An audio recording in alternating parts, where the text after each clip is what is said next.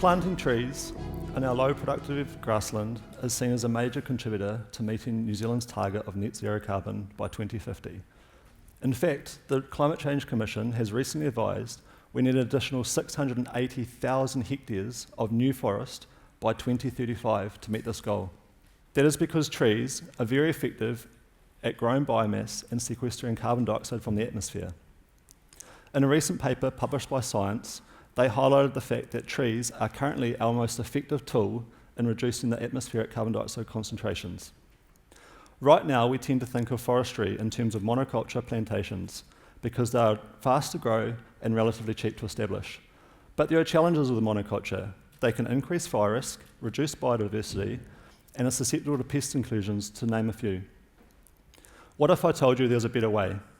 Integrating smaller, multifunctional and diverse clusters of trees in our landscape could achieve greater carbon sequestration while providing many additional ecosystem services.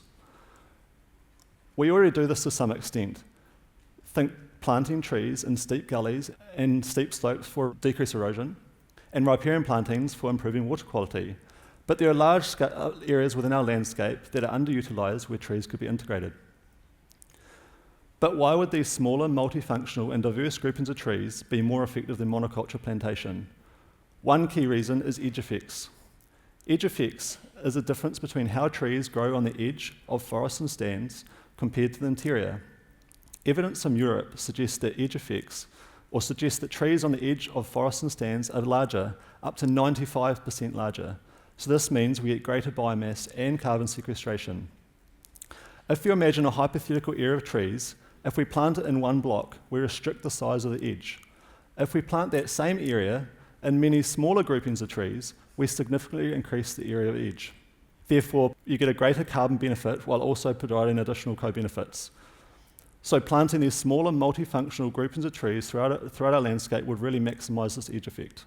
Some of the co-benefits we'd achieve would be providing new commercial opportunities, such as specialist timbers, providing shelter and fodder for animals, which in turn helps maintain productivity and increases the resilience of these systems to things like drought and adverse weather conditions.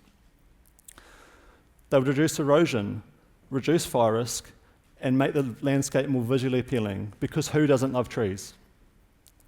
We could increase biodiversity, increase pollination, and enhance kaitiakitanga of our landscape.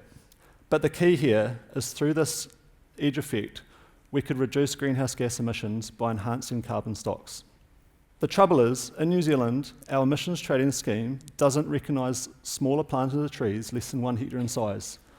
By failing to recognise these smaller plantings, we're effectively missing all these potential co-benefits, plus the addition of these smaller plantings to meet our net zero target.